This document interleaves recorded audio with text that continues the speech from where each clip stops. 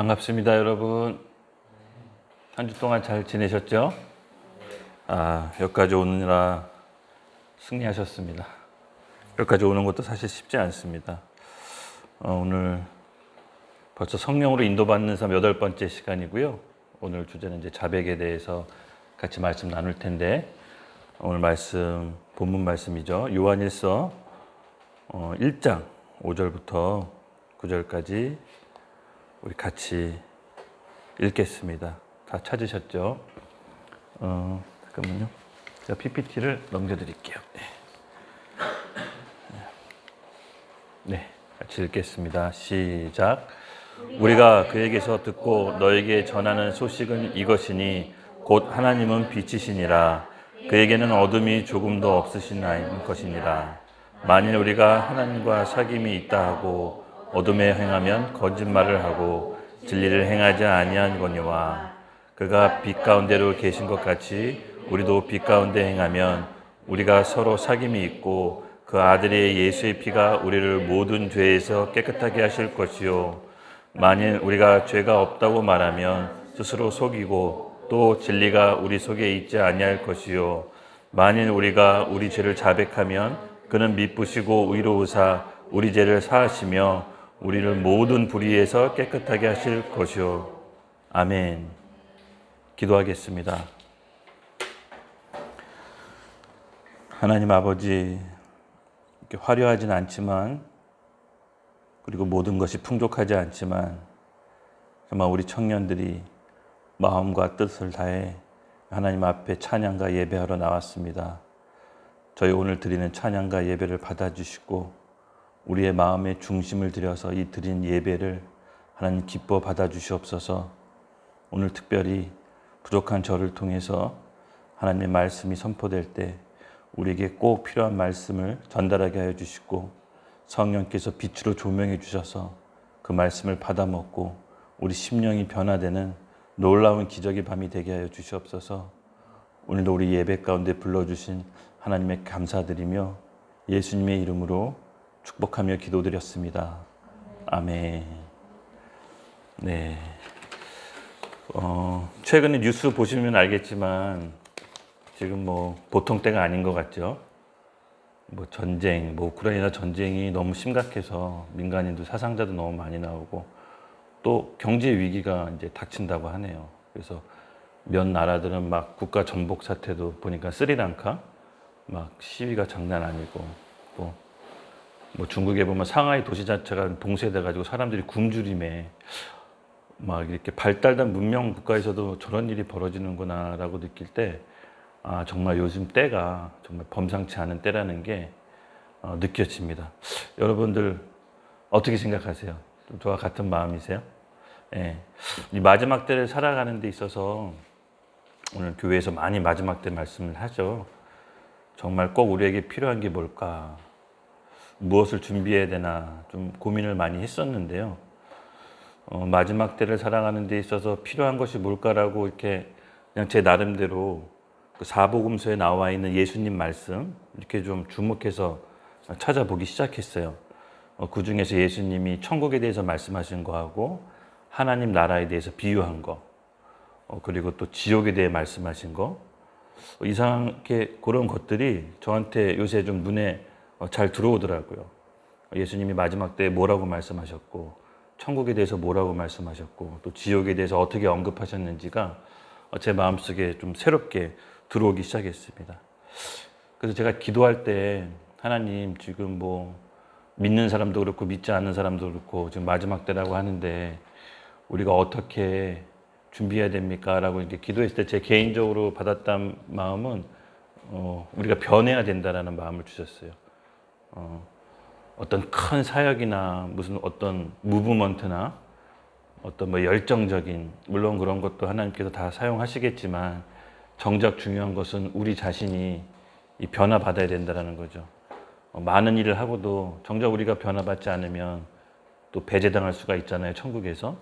그래서 제가 이 마지막 때일수록 사실은 성령께서 우리에게 주시는 음성 거기에 세밀하게 반응해서 순종하는 게 그 어느 때보다도 너무 중요하다는 것이 요새 제가 지금 받은 감동입니다. 여러분, 우리가 신앙생활을 많이 오랫동안 또 해왔잖아요. 여기 계신 분들 적잖게 신앙생활 한 걸로 제가 알고 있습니다. 근데 예수님께서 언급하신 내용들을 우리가 예사롭게 듣지 말고 좀 더 잘 심각하게 좀 받아들였으면 좋겠습니다.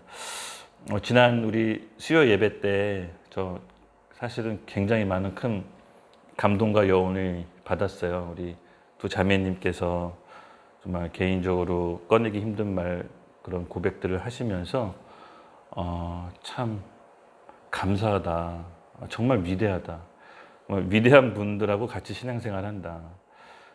아무리 신앙생활 오래 하고 교회를 오래 다니고 많은 성경적인 지식을 쌓아서도 자기네 감춰져 있던 그 은밀한 죄를 그것도 공개적으로 얘기하는 거는 저는 처음 어느 책에서만 보고 영화에서만 봤던 것들이라 우리 두 자매님을 위해서 제가 더 기도가 되고 또 이런 고백과 자백들이 우리를 도미노처럼 우리에게 영향을 줘서 우리 모두가 그런 일이 일어났으면 좋겠다라는 간절한 마음이 제게 정말 비오듯이 쏟아졌습니다.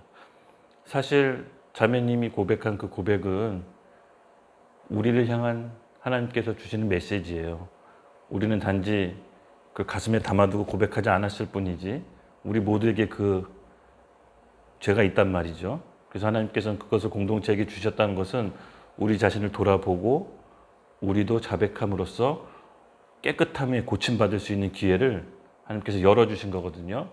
그래서 그 포문을 열어주셔서 너무 감사하고 또한 우리 공동체에도 계속해서 이런 자백들이 일어났으면 좋겠어요. 오늘 메시지 주제가 자백인데 자백에 대한 성경적인 관점을 제가 좀 말씀을 나누려고 해요. 그래서 여러분 오늘 말씀을 잘 듣고 자백이 마구마구 일어나기를 예수님의 이름으로 축원합니다. 네. 이 자백이란 참 놀라운 건데요. 성령께서 은혜 주시지 않으면 결코 할 수가 없고 자백을 통해서 우리의 묶여있던 영적인 억눌림 그리고 이 속에 있는 악령들이 빠져나갑니다. 저도 크고 작은 자백들을 조금씩 하고 있는데 그러니까 인간적으로 하는 자백이 아니라 반드시 성령께서 마음을 주시고 그 마음 따라 빛 가운데 행하는 자백은 듣는 사람도 은혜가 되고 하는 사람도 은혜가 돼서 성령이 폭포수같이 쏟아집니다. 저도 얼마 전에 그런 죄 용서를 구하는 자백을 우리 아내한테 했었거든요.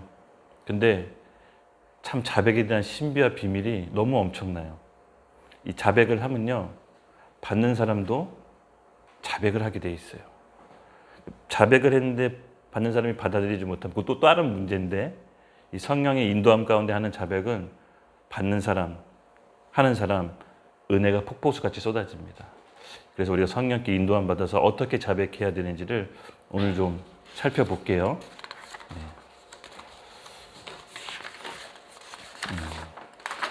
말씀을 이어가자면 누가복음 5장 32절을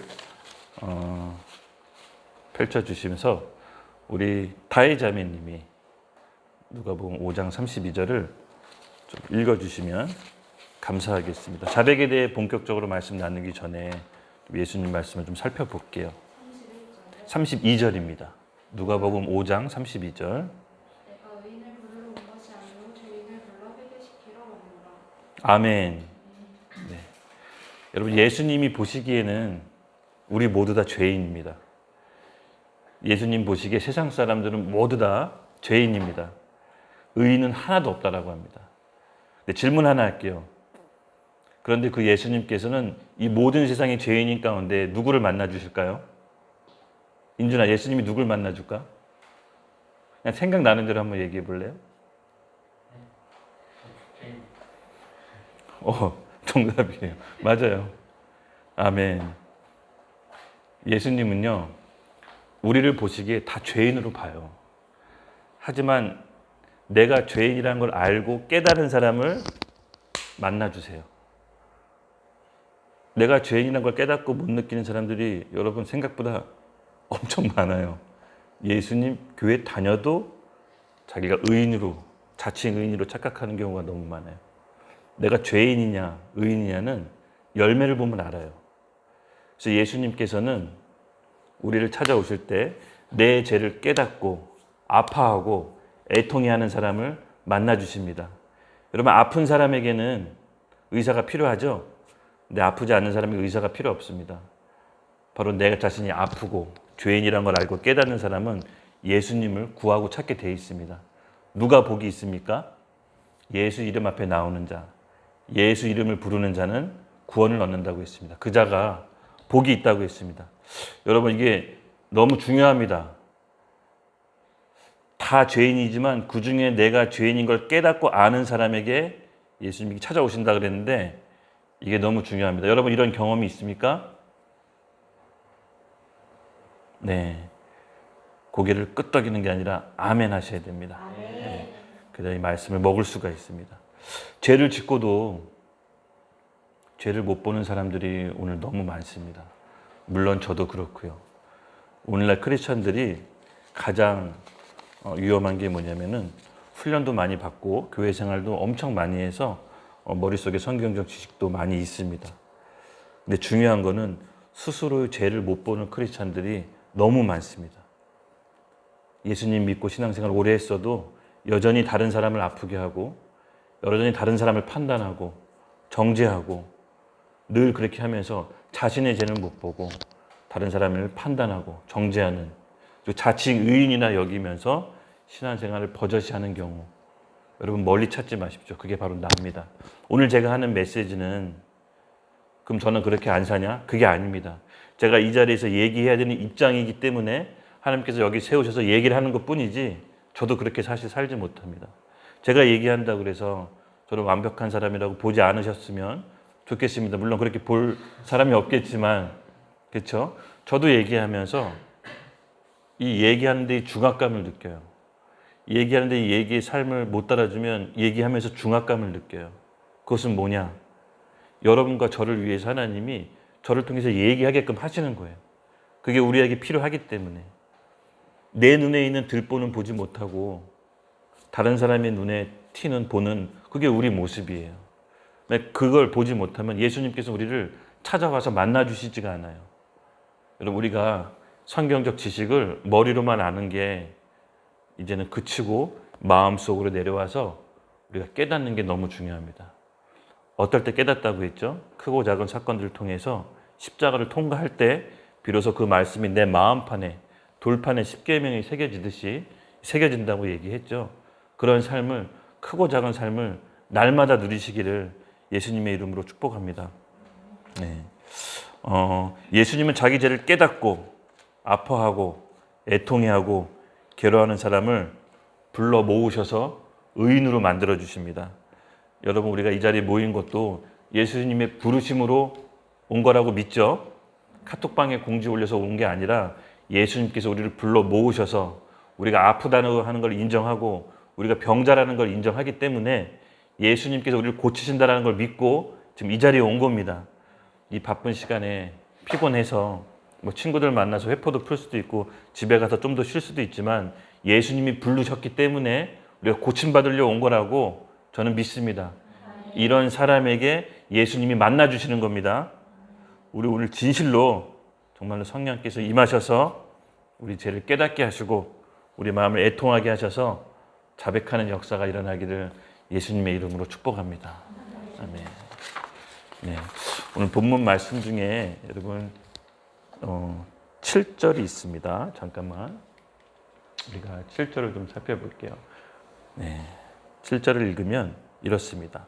그가 빛 가운데 계신 것 같이 우리도 빛 가운데 행하면 우리가 서로 사귐이 있고 그 아들의 예수의 피가 우리를 모든 죄에서 깨끗하게 하실 것이요. 아멘. 빛 가운데 행하면 서로 사귐이 있다라고 합니다.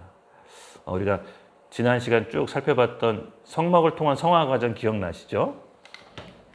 여기 보시면 잠깐만 말씀을 좀 빨리 넘기고 여기 우리 모세의 성막이 있습니다. 광야 시절에 만들었던 성막인데요. 여기 바깥들이 있죠. 그리고 번제단, 물두멍, 그리고 여기 성소, 지성소가 있습니다. 이 지성소의 신앙생활을 잠깐 살펴볼게요.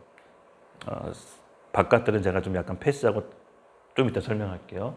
이 성소에 들어오면요, 왼쪽에 7 촛불이 있습니다. 그리고 오른쪽에 진설병, 하나님의 말씀이 상징하는데요. 잠깐 우리 기훈아 가까우니까 불을 한번 다 꺼줘 보세요. 네, 불을 전체를 한번 다 꺼줘 보세요. 다 껐죠? 여러분 제 얼굴이 잘 보이시나요?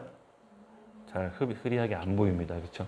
잘 보고 싶어도 잘 안 보여요. 빛이 없기 때문에. 불 하나만 켜주세요. 조금 보이나요? 예.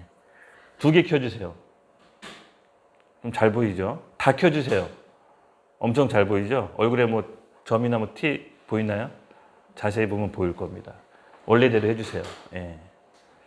마찬가지입니다. 예. 우리가 성막을 통한 그 신앙생활이라고 하는 것은요, 결국 빛으로 우리 자신을 보게 되고 상대방도 보게 됩니다. 이 빛이 있어야 상대방도 보고 나도 봅니다. 근데 어두운 가운데 거하면 나 자신도 제대로 못 보지만 상대방도 제대로 보이지 않습니다. 마찬가지로 신앙생활은 서로 사귐이 있으려면 빛 가운데로 거해야 됩니다. 빛이 있어야 서로를 볼 수 있고 서로를 만날 수가 있습니다. 그리고 어두운 가운데 있다라는 것은 잘 보면요, 내 자신의 혼란한 어두움, 마음의 상태를 말합니다. 원망, 불편, 판단, 정죄, 짜증, 이 가득한 사람이요 어두움 가운데 있는 거예요. 이상하게 빛 가운데로 가기가 싫어요. 예를 들어서 예배가 있거나 기도 모임이 있거나 어떤 모임이 있으면 어둠 가운데 있으면 나도 모르게 가기가 좀 꺼려집니다. 가다가 늦으면 오늘 제끼자. 오늘 하루만 제끼자. 자꾸만 어둠 가운데, 죄 가운데, 내 마음에, 혼탁한 마음에 계속 젖어들면 있으면요, 빛 가운데 가기가 꺼려져요. 반면에 다른 사람도 나한테 오기가 어려워져요. 계속 어두움 가운데 있게 돼요. 근데 여러분, 한 발자국을 내딛어 믿음으로 말씀에 순종함으로 빛 가운데 가면요, 점점 빛 가운데 가고 싶어요. 이상하게 기도 모임이 기다려지고 예배 모임이 기다려지고 빨리 가고 싶고 먼저 가고 싶고 기도라도 좀 하고 싶고 말씀이 기대되고 찬양이 기대되고 빛 가운데 계속 나아가고 싶어져요. 참 이상해요. 결국은 우리가 빛과 어둠의 싸움을 계속하게 되는데 우리 마음의 상태에 달려 있습니다. 사단은요, 우리 안에 죄와 어둠이 있으면요, 그것을 계속 참수하고 꼬투리 잡아요. 어둠 가서 계속 머물고 빛 가운데 나가지 못하게 해요. 원망 생기는 일을 계속 던져줘요. 짜증나는 일들을 계속 던져줘요. 해서는 안 되는 말들을 하게 해요. 계속 관계성이 끊기게 되고 힘들게 됩니다. 여러분, 부부도 한쪽이 빛 가운데 있고 한쪽이 어둠 가운데 있으면 서로 사귐이 없어요. 그 대화가 전절돼요. 근데 빛 가운데 있으면 서로 부부가 영적인 대화가 비로소 통하기 시작합니다. 여러분, 우리가 빛 가운데 있으면요, 우리 형제들, 우리 성도들이 서로 사귐이 생겨요. 소통함이 생겨요. 교감이 생겨요. 그래서 하나님과의 교통이 먼저 있어야 성도들 간에도 빛 가운데 있습니다. 여러분, 우리가 여기 모인 것은 우리도 알지 모르지만 우리 영이 빛 가운데로 온 거예요. 살고 싶은 거죠. 저는 그렇게 믿어요. 저는 매 수요 예배가 너무 기대되거든요. 저도 빛 가운데 있고 싶기 때문에 일주일 내내 세상 속에서 일하다 보니까 이 빛이 있는 곳으로 가고 싶어요. 그 수요 예배가 이제 기다려지는 거죠. 이 빛은 성령을 조명을 뜻합니다. 성령의 조명이 있어야 말씀이 보이고 그 말씀을 우리가 들어야 먹고 깨달을 수가 있습니다. 자꾸 먹고 싶어져요. 우리가 빛 가운데 거한다는 것은요, 사실은 우리가 하는 것 같지만 성령께서 우리가 조명해 주시는 만큼, 보이는 만큼 말씀의 빛에 따라 갈 수가 있어요. 그래서 성령의 조명은 정말 은혜입니다. 그럼 지난 시간에도 얘기했지만 어떤 사람에게 성령의 조명을 비춰주시냐? 내가 힘들고 연약하고 죄 가운데 있지만 말씀 따라 살고 싶어하는 그 마음 가운데 하나님께서 빛으로 인도해 주세요. 계속 부어주세요. 어렵지만 연약하지만 계속 빛을 주셔서 말씀으로 이끌 수 있도록 우리에게 부어주세요. 우리가 사모하는 마음이 있어야 돼요. 그러니까 죄를 짓다 안 짓다 이게 중요한 게 아니라, 물론 중요하겠지만 사모하는 마음이 있어야 돼. 내 자신이 아프다는 걸 인정하고 내가 병자라는 걸 인정하고 예수님이 필요하다는 걸 인정하고 계속해서 빛 가운데 사모함으로 나아갈 때 하나님께서 우리에게 교통이 생기고 말씀이 주어지고 말씀대로 순종하는 걸 한번 시도하게 되고 시도했을 때 다른 사람도 다른 형제도 판단과 정죄와 원망이 아니라 사랑의 눈으로 긍휼의 눈으로 불쌍한 마음으로 담아서 중심으로 기도할 수 있게 돼요. 이 바깥들에 있는 신앙은요. 좀 이렇게 예를 들어서 얘기해 보면 다른 사람은 잘 보이는데 나는 잘 못 봐요. 그러니까 다른 사람이 잘못한 거, 다른 사람이 흠잡은 거는 너무나도 잘 판단하고 너무나도 잘 정죄하는데 자기 자신을 잘 못 봐요. 근데 이 성소에 있는 신앙은요. 다른 사람의 죄를 보고 나의 죄로 여겨요. 그래서 어떻게 보면 이 성소의 삶은 더 많이 회개하게 돼요. 왜냐면 빛 가운데 더 잘 보이기 때문에. 사실 자기 죄에 대해서 더 깨닫게 돼요.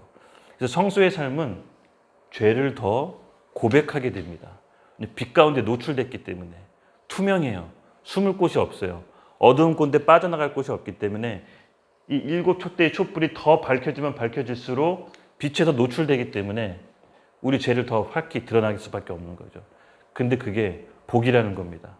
그렇게 빛 가운데 비춰졌을 때 말씀이 비로소 우리 가운데 보이기 시작하고 말씀 하나라도 믿고 순종할 때 하나님께서 우리 그 믿음을 보시고 삶의 거룩한 열매들을 맺게 해요.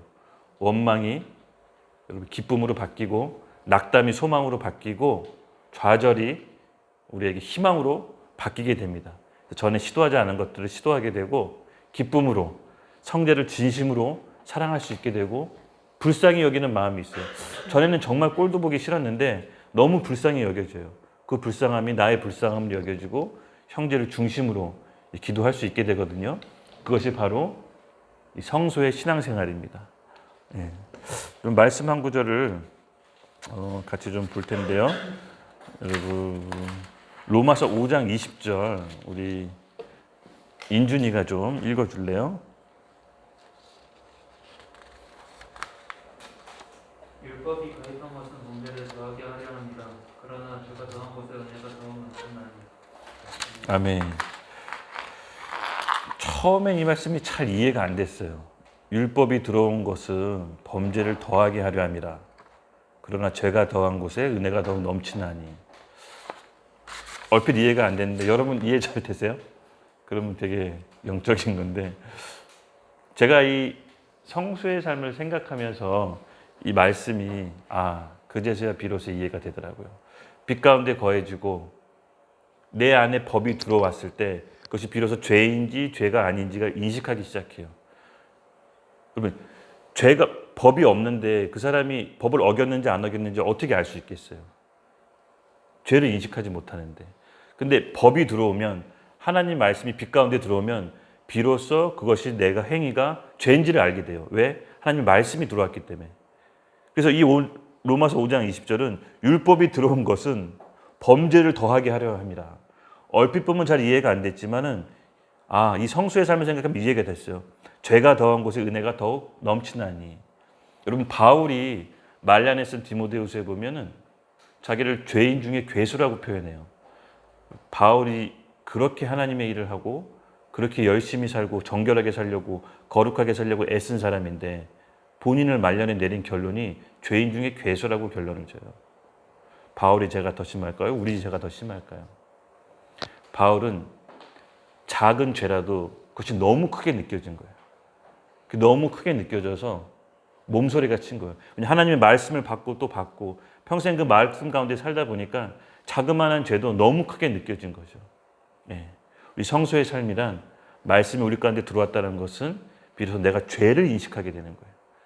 전에 묻어뒀던 거, 알면서 지나갔던 거, 혹시 모르고 지었던 그 모든 죄까지도 성령께서 조명해 주셔서 비로소 회개할 기회가 더 많이 생겨나는 게 성소의 삶입니다. 그러므로 성소의 삶을 통해서 우리 죄가 발견되고 다른 사람이 죄가 발견되면 여러분 어떠냐? 판단하고 정죄하는 게 아니라 나의 죄로 여기라고 하나님께서 보여주시는 거예요. 내가 고침받을 수 있도록 허락해 놓으신 게 바로 성수의 삶이에요. 그 죄를 고침받고 하나님께서 그 우리의 삶의 열매를 받으시면 지성소의 삶으로 들어갈 수가 있는데 그건 나중에 또 한번 얘기하고 반복해서 회개에 대해서 좀 살펴보면 결국 회개는 우리 양심의 반응에 악을 깨닫고 예수 그리스도의 십자가의 공로로 내가 죄 사함 받았다는 사실을 믿는 겁니다. 그래서 하나님과 관계가 회복되는 게 회개인데 우리가 원래 있던 자리로 돌아간다가 바로 회개입니다. 원래 있던 자리가 뭐죠? 하나님과의 관계가 회복된 자리. 그것은 물과 성령으로 거듭나시는 거고 영적으로 거듭난 걸 의미합니다. 근데 여러분 한 가지 질문이 있습니다. 우리가 하나님의 마귀의 자녀에서 하나님 자녀로 옮겨졌죠?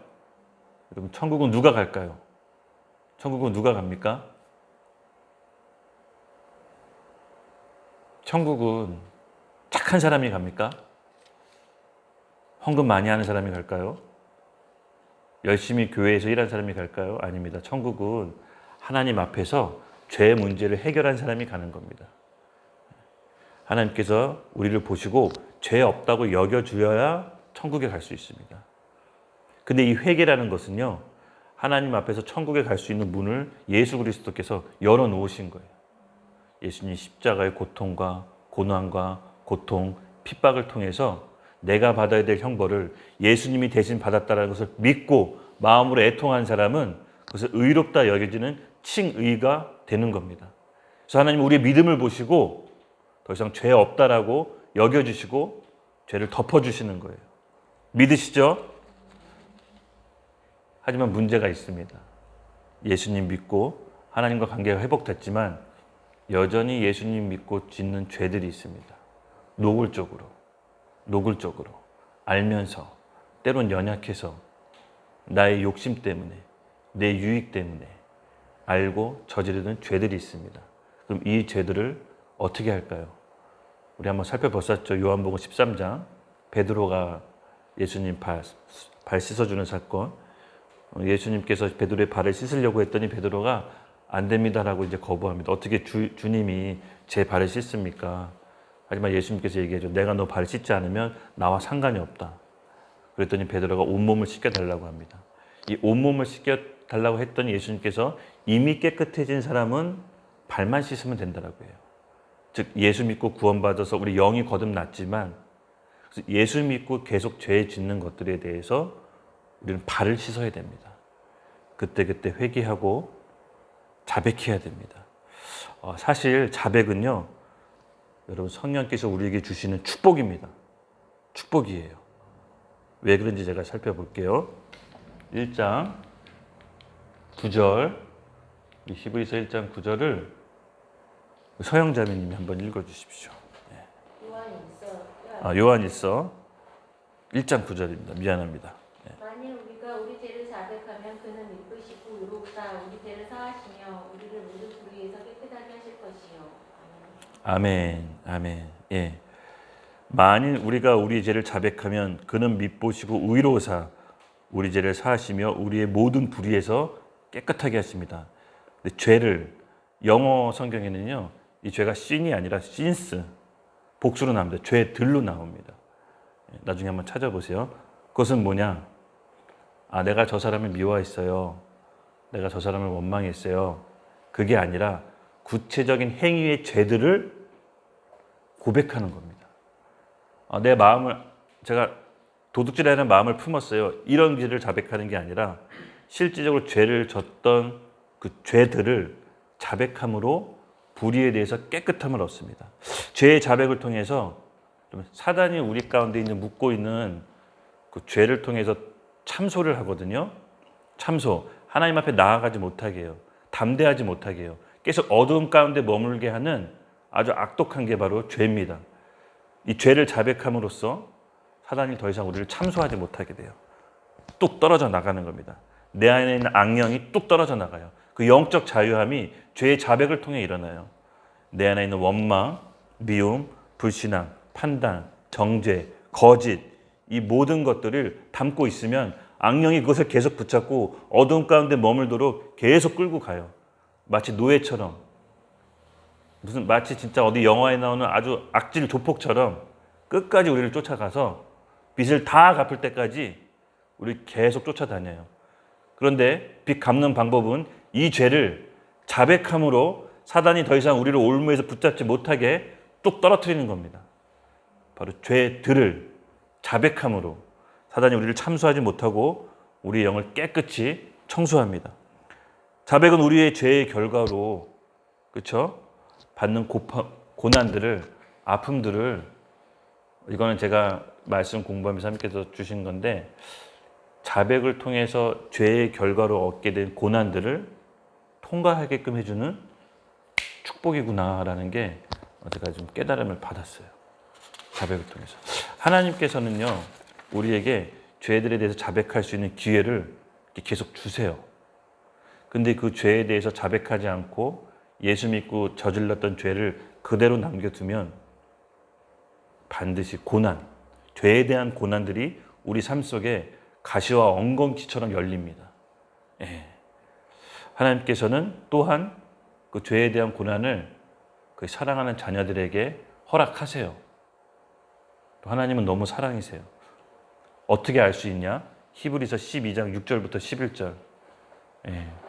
우리 보라 자매님이 혹시 있을지면 좀 예. 여기 앞에 PPT가 있는데요. 읽어 주십시오. 12장 6절부터 11절입니다. 주께서 그 사랑하시는 자를 징계하시고 그가 받아들이시는 아들마다 채찍질하심이라 하였으니 너희가 참으면 징계를 갚기 위함이라. 하나님이 아들과 같이 너희를 대우하시나니 어찌 아버지가 징계하지 않는 아들이 있으리요. 징계는 다 받는 것이니를 너희에게 없으면 사생자여 친아들이 아니니라.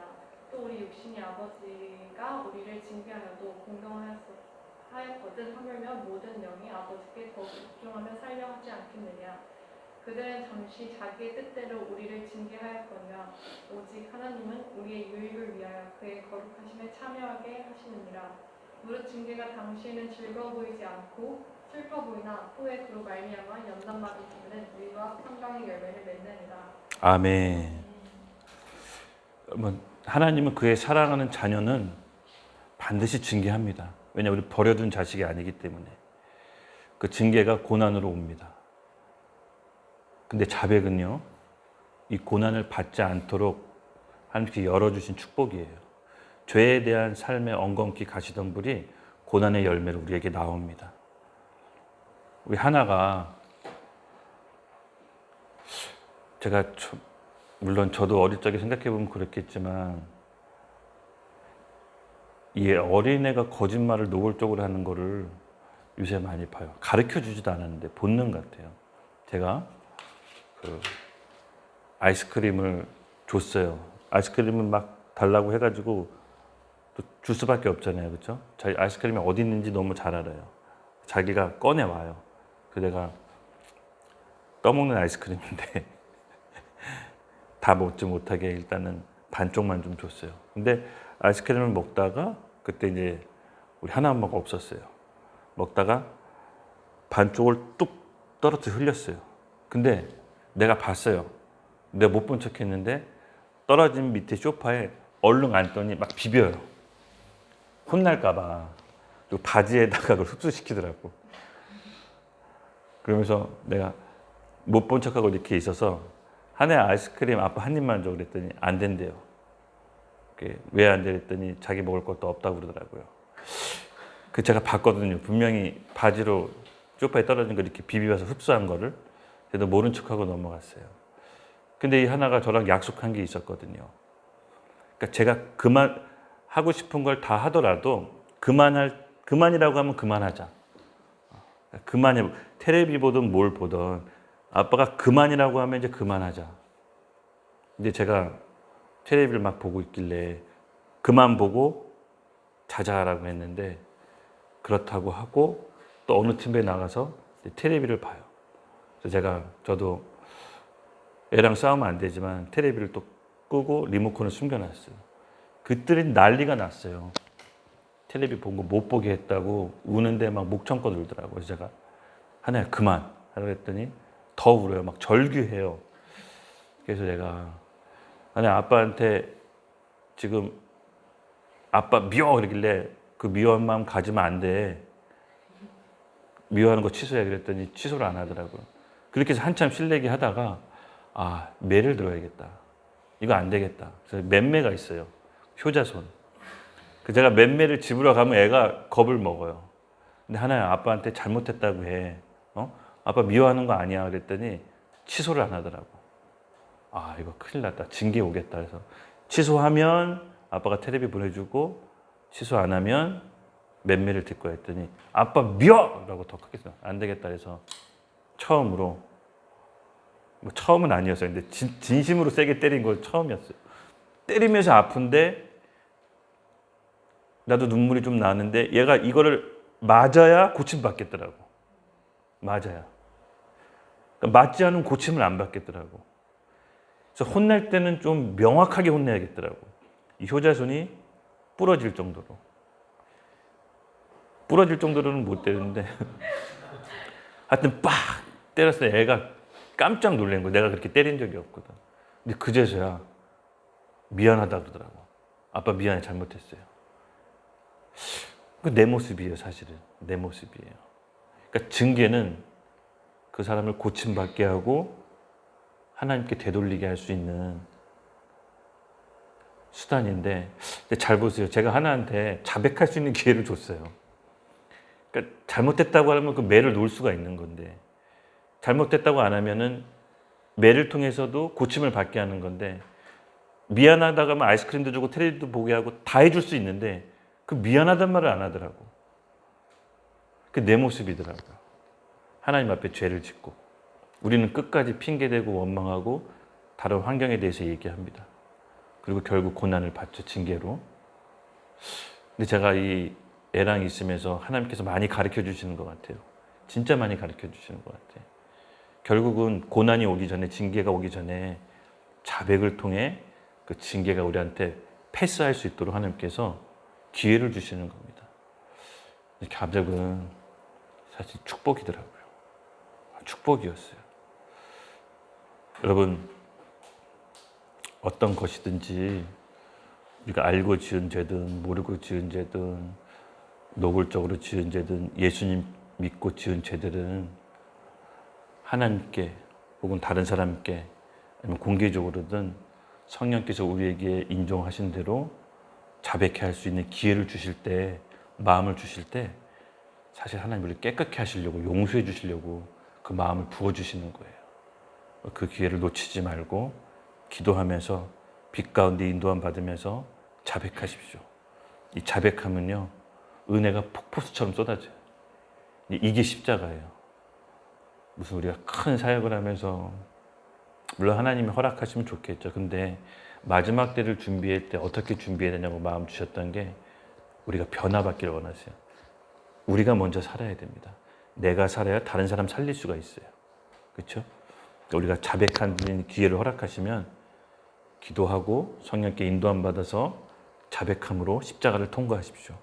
그 기쁨이 얼마나 넘치는지 몰라요. 그 영적 자유함, 더 이상 어둠 가운데 머물지 않도록 내가 해방받는 그 자유함. 여러분 자백하고 싶지 않으세요?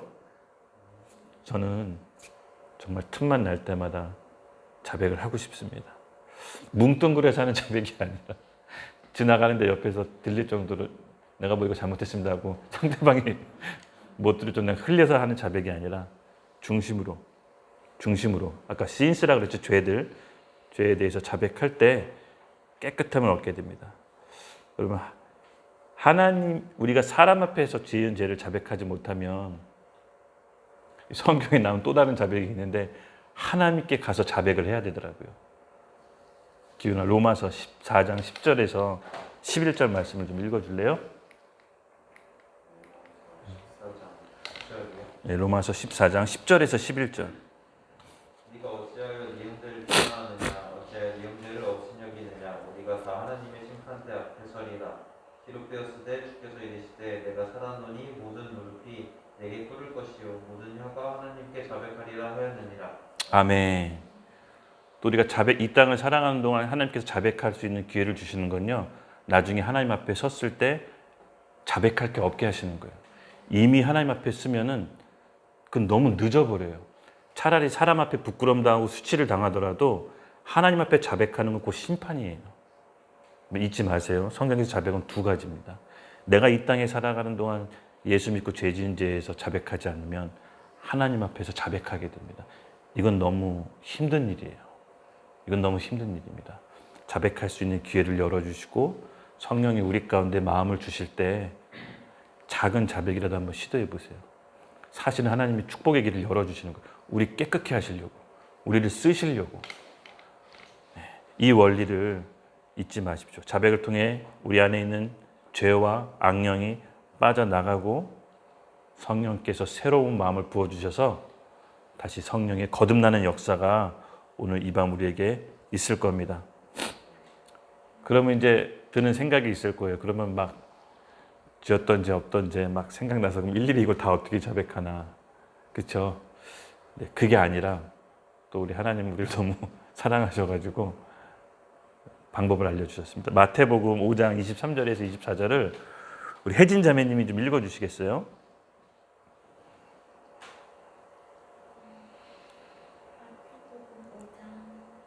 23절에서 24절 두 구절입니다. 그러므로 예물을 제단에 드리려다가 거기서 네 형제에게 원망 드릴 만한 일이 있는 것이 생각나거든 예물을 제단 앞에 두고 먼저 가서 형제와 화목하고 그 후에 와서 예물 드립니다. 아멘.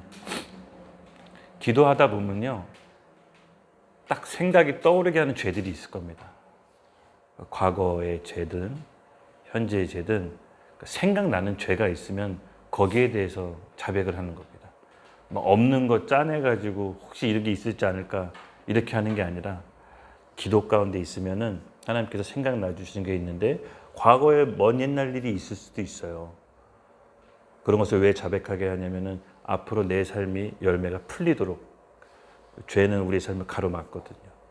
그래서 기도하고 빛 가운데 성령이 주시는 마음대로 생각나게 있으면 그것을 그 사람한테 해야 될 자백이면 사람한테 해야 되고 하나님한테 해야 될 자백이면 하나님한테 하면 되고 또 공개적으로 해야 될 자백이면 공개적으로 하면 되고 성령께서 마음을 주실 겁니다.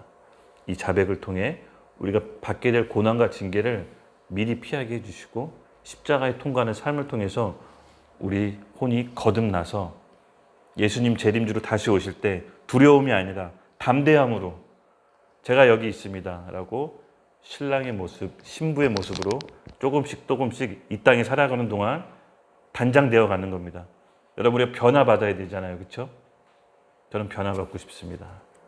차라리 여기서 매 맞고 변화받고 지옥 가고 싶진 않아요. 여러분 우리가 변화받읍시다. 죄가 생각나거든.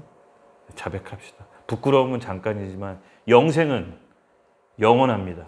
그렇죠? 하나님께서 마음을 부어주시도록 자백 가운데 빛 가운데 가게 해달라고 우리 하나님께 기도합시다. 이 설교자의 양심을 걸고 여러분께 얘기할 수밖에 없는 게요. 예수님은 예수님 믿고도 예수님 따르는 사람들에게 지옥 갈 수 있다라고 심각한 언조로 언급하시는 구절들이 사복음서에 꽤 있습니다. 제가 대표적인 거를 좀 말씀드릴게요. 마가복음 9장 43절부터 49절을 우리 인준이가 쭉 읽어주세요.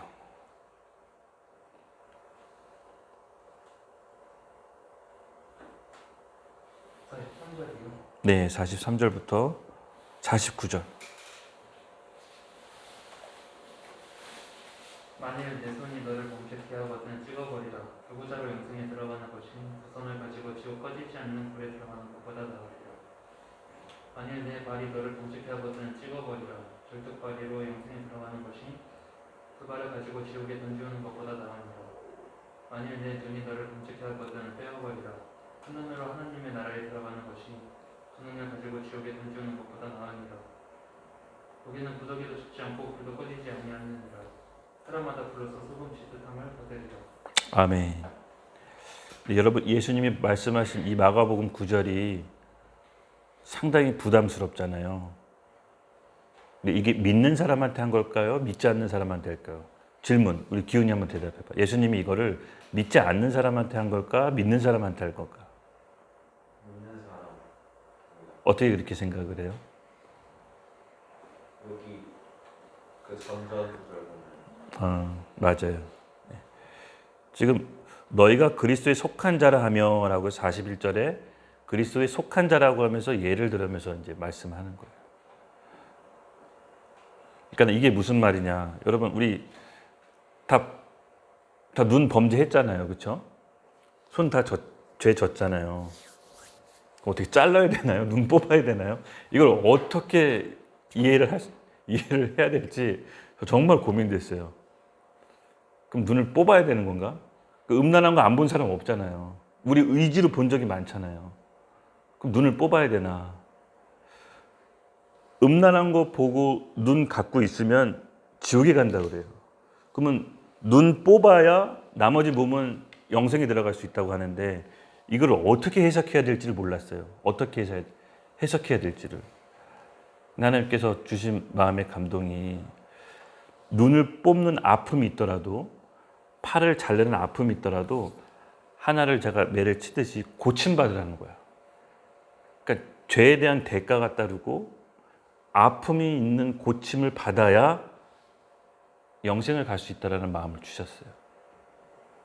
실제로 뽑는 게 아니라 그런 뽑는 아픔이 있어야 고침받을 수 있다는 거예요. 고침받을 수 있다.